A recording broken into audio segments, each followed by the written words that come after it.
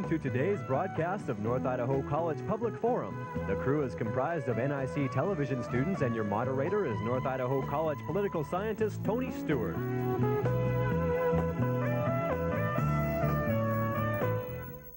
We're very honored to have a very distinguished guest for the next 2 weeks on this program, that guest being Jack Reynolds. All of you are familiar with our guest. He worked for NBC for over 30 years. In 1983, he became the Pentagon correspondent for NBC. In addition to that, he's reported over the years on NBC Nightly News and Today program on a variety of subjects around the world. In addition to his Pentagon correspondence work, he served with NBC for 16 years in Southeast Asia. He also reported from 20 of those Far Eastern countries. He has also reported on the Israeli-Lebanon conflict, Grenada, and a number of other issues. We're very, very fortunate to have him on campus and to have him on this program. And Mr. Reynolds, I welcome you on behalf of our staff and our student body and our faculty. It's a pleasure to be here. Thank you. On our first program, we have decided that we will hop around the world and talk about a number of issues that are important internationally and particularly in Asia. And the next week when you join us again, we wish to discuss with our guests the People's Republic of China and what's been going on there in the past 25 years. As always, I'm happy to welcome to the panel Steve Schenck, who is Dean of College Relations and Development at North Idaho College, and he shall ask the first question. Thank you, Tony. Jack, I was delighted to have some time to spend with you before this show and was extremely impressed by the variety of experience you've had as a journalist and by the depth of that experience and the number of different places you've been posted to over the years. I wonder if you'd share some more of that with our audience so they get a feeling for that background. Well, let's see. Some of the interesting areas that I've been, first of all, I've always had a love for Asia. I don't know why, but way back when, growing up in Brooklyn, that part of the world fascinated me. And when I was in service, I was with a Marine Air Wing out there in the 50s and got a chance to do a lot of traveling. Came back to New York, went back to work for NBC, and in about 1967, NBC wanted to start a satellite operation in Asia. It was the first time that they had a geosynchronous satellite in orbit over the Pacific.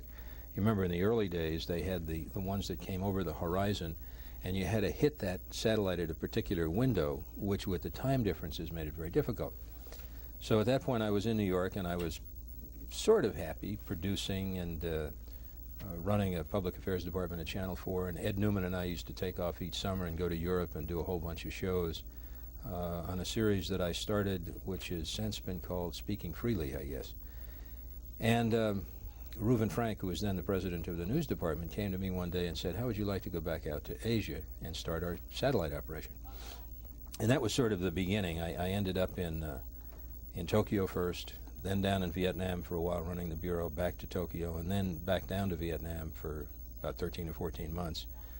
Back to Tokyo again, and finally the last 9 years in Hong Kong. But each of those was a kind of a commuter, a place to travel from. Hong Kong is a place that I have loved for years and years, and is probably, along with Kyoto, my favorite city in Asia. Anyway, during that time out there, which was a terrific news period, I mean, everything was happening. The Vietnam War was happening. China was in the middle of the Cultural Revolution. India was having terrible problems feeding its people. The Philippines were having trouble. They'd gone from a rice exporter to a rice importer. Through all of that, somehow, luckily, I ended up going into China on the ping pong trip, which was a wonderful experience, the first of about 50 trips into China. I ended up spending more time than I really wanted to in Indochina, in Vietnam and Cambodia and Laos, with enough time and enough continuity, because I'd been there first in the 50s, to see a bit of what was happening. Then I had the opportunity to end up in southern Mindanao in the Philippines with a Stone Age tribe. And doubly lucky because the second trip I made, where they lived in caves, it was triple canopy jungle.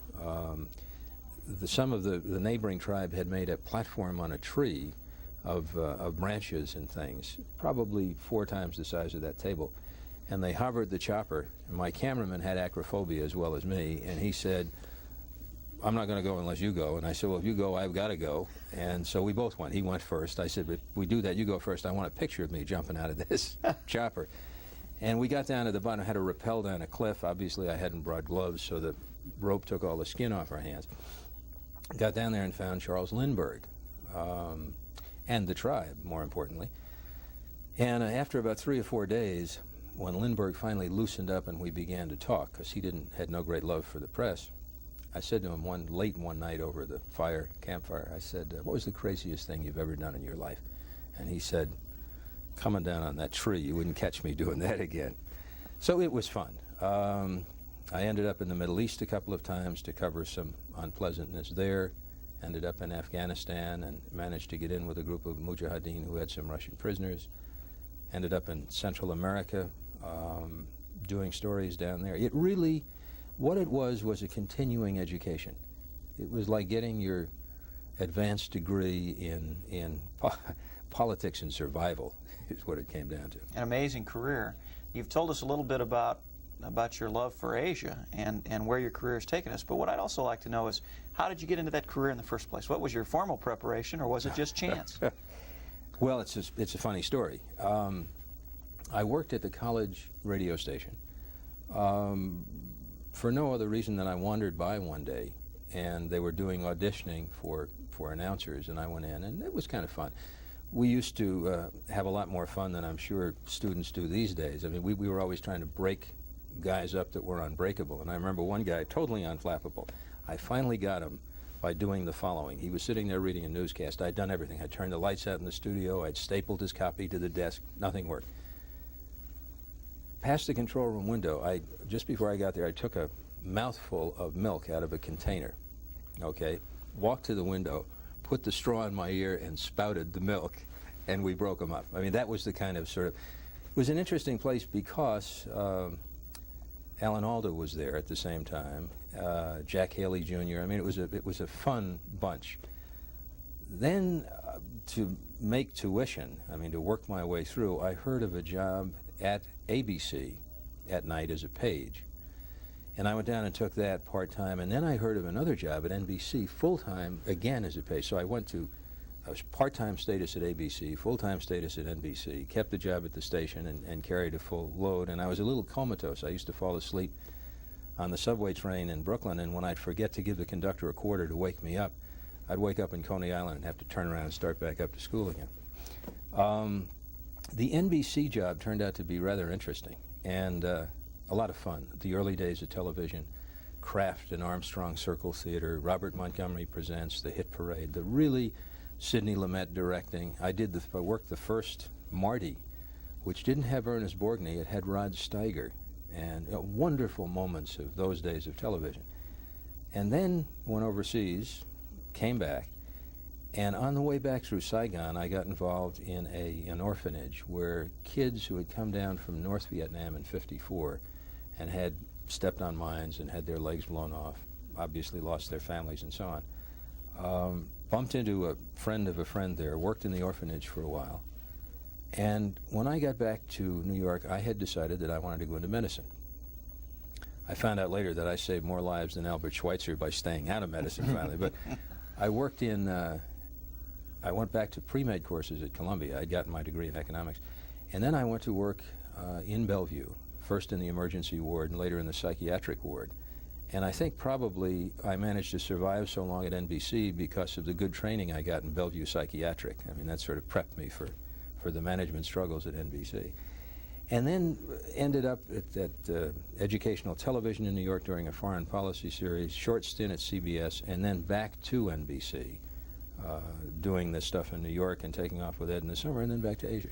That's a long-winded bio. Very interesting. I want to pursue, that is fascinating. I want to pursue some areas in international politics that I know our viewers are very interested in, that are hot spots at this time. And I would break that in two parts. First of all, let's talk about Afghanistan and what has been going on there. We're reading a lot as of the taping of this program that the Soviet Union has agreed to start withdrawing in May.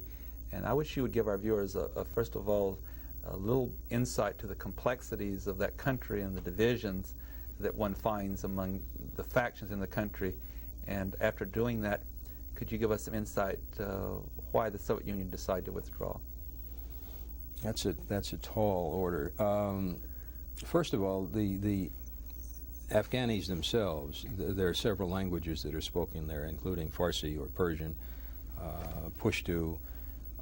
They're broken down into geographic regions as well as linguistic ones. There was, even until very recently, and probably continuing, a lot of struggling and fighting between the resistance groups themselves. They really never had a unified, coherent plan about what they were going to do, which makes it doubly remarkable, given what they have done. You know about the history of Afghanistan and how they've dealt with foreign invaders, how they constantly defeated the British. They're a tough people. They are hard as nails. They are terrific fighters. They know how to use every aspect of cover and concealment in that countryside. And they hate anybody coming in to tell them what to do. They're fiercely independent. Now, obviously, they hated the British, and obviously when the Russians came in, they hated the Russians.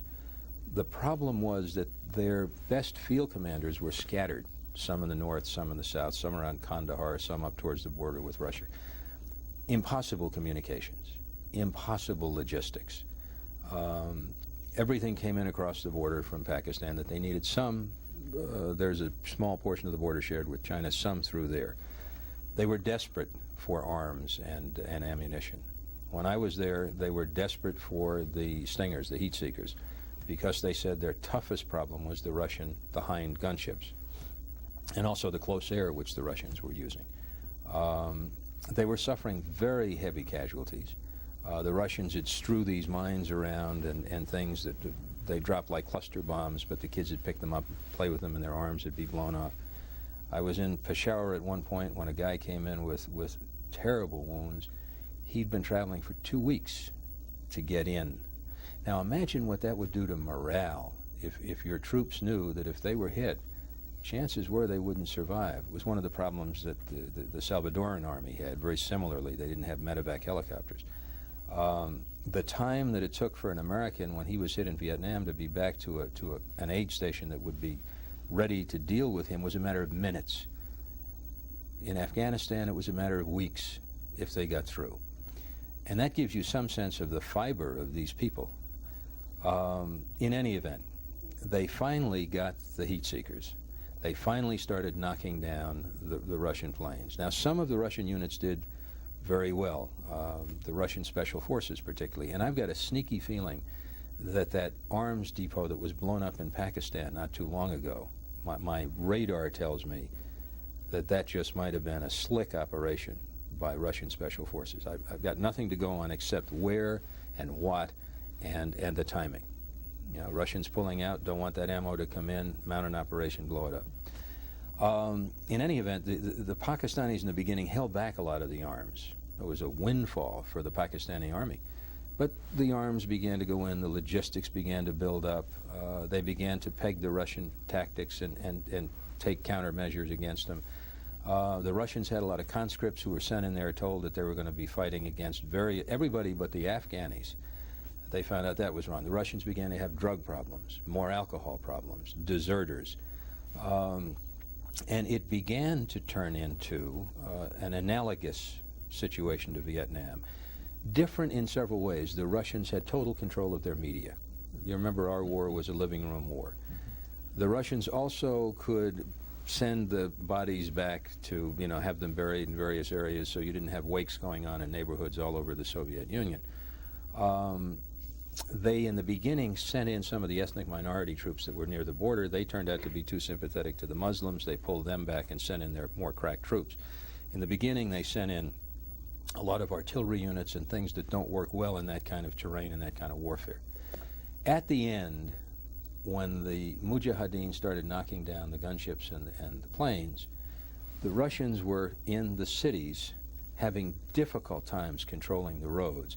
But what they did was the cities kind of ring the mountains that are in the center of Afghanistan.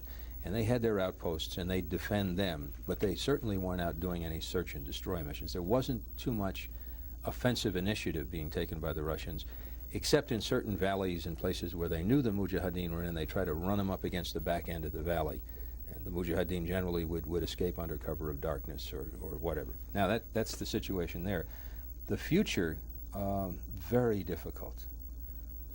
I don't foresee a unified government there. I foresee Najibullah, the man who's in there now, as somebody put it, either dead or on the Baltic or the Black Sea before very long.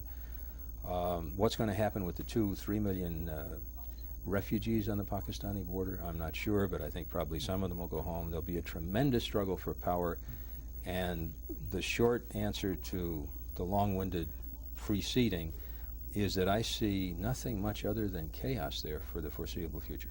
I want to go to one other area and then go back to Steve. One other one I'm getting to this program is the Middle East as a hot spot, and I particularly am addressing the conflict that took place between Israel and Lebanon, and now the Palestinian issue that's been with us so long, and it's flared up again, and a lot of debate on how Israel has dealt with that. So with a hope that our viewers have somewhat of a background already in the past, I would like to ask you, what do you think the developments are going to be? One, do you agree with how the situation is being handled at this time, and how do you think that it could be resolved, or what role would the United States play in that solution if it was to come? That's the toughest Gordian knot in foreign policy right now. And what I'm going to say will offend, I would think, a fair number of people, and so be it. It's my own opinion, and it's based on whatever experience I've had in the Middle East. I think the current Israeli government is handling the business on the West Bank in the worst of all possible ways. The PLO know that they're onto a good thing, and the Israelis are caught. If they let the television cameras in, what do they see? They see Israeli soldiers beating up unarmed Arabs. They hold the television cameras out, and everybody screams about press freedom. They're on the horns of a dilemma. But it is only the current manifestation of a deeper problem, and that is, how do they deal with the occupied territory? And the Shamir government does not, it seems to me, have any creative plans to do anything except beat them down. That's not very creative policy towards people who, before too many years, are going to be a majority in your country if you hold the occupied lands. I think Schultz is probably onto a really good thing with his Land for Peace, but the Israeli intransigence has just been colossal. I mean, they're not going to move. I think the business of assassinating Abu Jihad is going to come back to haunt them. In Israeli eyes, he is a villain, a monster who was behind a lot of the plans that killed Israeli citizens. It is the classic Middle East conflict where the intensity of the hatred is such, the history of the struggle is such, that it's very difficult to get in there and say, Finns, hold on, calm down, wait a minute, let's talk this out, especially when people don't want to talk it out. What's happened with those riots in Ramallah and the other places in the West Bank is that they have unified. Look what happened with Arafat going to Syria. I mean, they have unified enormous sections of an otherwise disorganized Middle Eastern Arab community. And I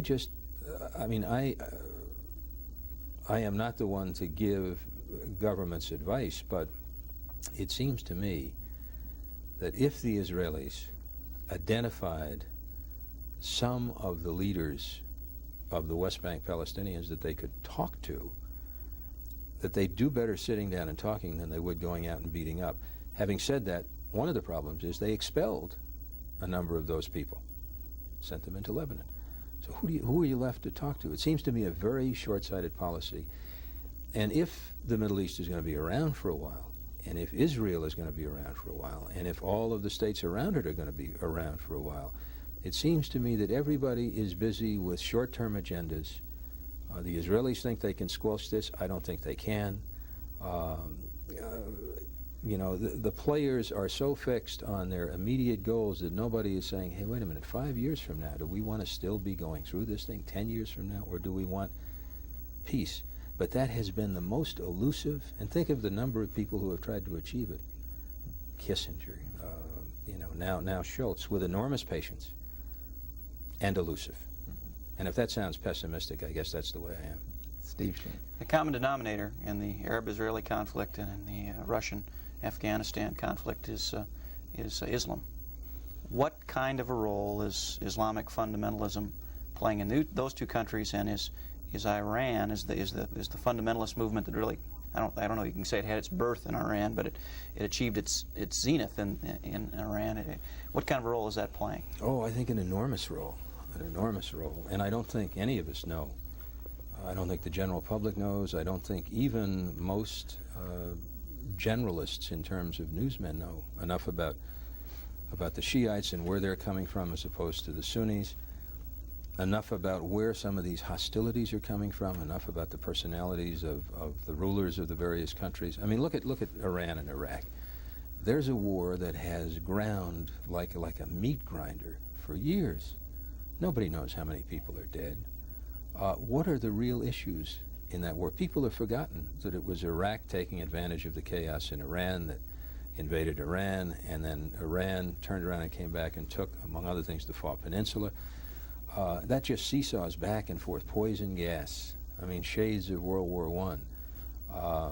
Young kids walking through minefields to clear the way. It's a horror. I mean, it's out of one of those, who was the guy who did the horrors of war? Goya. It's out of some of those old lithographs.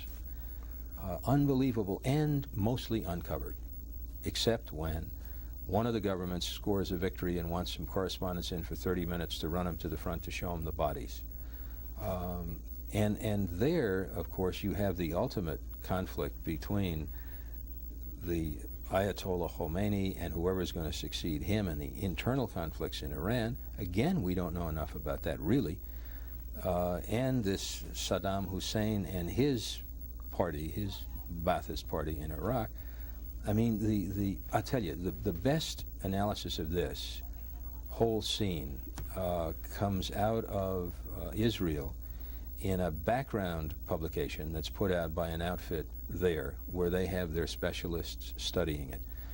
And I read that as often as I can, and I discount whatever the propaganda content is. And it is so Byzantine. Even the people who know have difficulty in explaining it. One of the fears that everybody seems to have, and legitimately so, I think, is the spread of Islamic fundamentalism. There are Muslims all over the world. You know, you can see various Mubarak very worried about some of these people on his board. The Saudis terrified. The Kuwaitis, the Omanis, all of them sort of very nervous about what's going to happen, looking over their shoulder constantly at the war that's going on. Do you see an end in sight at all to the Iran-Iraq conflict? And if that happens, will Iran turn to a more active policy of trying to export its fundamentalist movement? I think the answer to the first part of that question is no, I don't see an end to that war, especially now that the Iraqis have turned around, recaptured part of the FAW. They seem to have dug in and are holding reasonably well and moving their troops. They have a little problem up in the north, but they seem to be holding reasonably well, and the Iranians seem to have an inexhaustible amount of manpower to put into that meat grinder. I think the answer to your second question is yes. If that stabilized and there was a peace or a truce or a lull long enough in the fighting to indicate that both sides were going to forget about it, there would be an export. And where do you think they'd look first? I think they'd probably start looking at Saudi Arabia, start looking at some of the Gulf states, taking an even more active role in Lebanon. And that's why that whole area is just quivering. Another hot spot we want to get before the time is up, and that is you've done some investigation concerning Libya and their work in relation to Nicaraguan arms. After the conflict with the United States and when President Reagan decided that we should bomb, at least publicly we don't hear much about Libya and Gaddafi, that he's quieting down, what it appears. Would you bring us up to date on what is going on in Libya, not only in relationship to Central America, but internationally and as it relates to the United States? I think that the bombing really shook Gaddafi. And there was a long period, you remember, after that when he just didn't appear. The problem is that nobody's been able to mount a successful coup against him. I mean, he's got his, it's not just the army. He now has this kind of people's militia, analogous, not necessarily completely similar to the situation in Iran, where they've got about 3 different kinds of military outfits. Anyway, there was an attempt, we know. The man who led it and several others were hanged.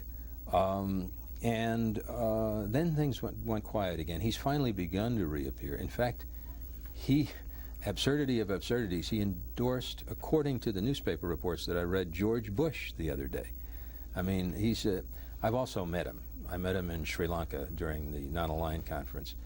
And he is as bizarre up close as he is at a distance, totally unpredictable. Truth, in the Western sense, has no meaning. But that's true in other parts of the Middle East and other parts of the world. I think right now he's keeping a rather low profile. He seems to have ceased and desisted his arms shipments to Central America. I think that was just an attempt on his part to become a player, and some pretty good American intelligence put the quietus to that. And in relation to that, are there close ties between Libya and Nicaragua? Is he assisting there? I think that's gone into a quiescent period. I think he's so preoccupied with his problems at home that he took a terrible beating in Chad, you remember, lost a lot of equipment, lost a lot of troops, was made a fool of by the Chadian government. And I think he's trying to figure out where he's going to play his next card. We have such a little amount of time, but I won't ask a rather difficult question on the space of time. How is all of this impacting on Europe? What is the political trends in Europe? Elections have been held recently, the first round in France. Is France moving ideologically one way or the other, to the right or the left? That's a difficult one for me to answer. I think what happened was that the showing of the extreme right, the surprisingly strong showing of the extreme right, shook up the rest of the right in France to the point where they're not sure what to do. I think the reaction on Europe of all of the things we've been talking about depends on which country in Europe. Each of them seem to have their different preoccupations, although they're in a kind of economic unity, more or less. It depends on who you're talking to. The Germans dealing with the person who was implicated in the bombing and sentencing him, on the one hand said he's going to be sentenced as a juvenile, and I thought, oh, that's the kiss-off. They're trying to get the rest of the German hostages out. And then the judge gave him a tougher sentence than anybody expected. The Italians have been remarkably effective about terrorism in the past couple of years. It really depends on which country. I wish we could continue this discussion, and we will next week. I'm so happy that you could be with us, and I know Steve Shink and the staff joined me in thanking you for this very informative interview, and we look forward to seeing you next week. Thank you. Ladies and gentlemen, I do hope you will join us when we interview again Jack Reynolds, former correspondent with NBC, next week, and at that time we're going to delve into the last 25 years in the People's Republic of China, and our guest is highly qualified with over 50 trips to China to deal with that subject, and we'll be asking the past, the present, and the future as relates to that important part of the world and that important country. I would like to invite you to be with us at that time when the interview will take place, and until then, please have a good week. I am Tony Stewart.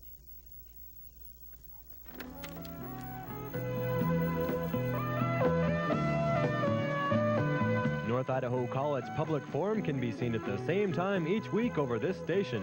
This production was videotaped earlier by an NIC student crew for viewing at this more appropriate time.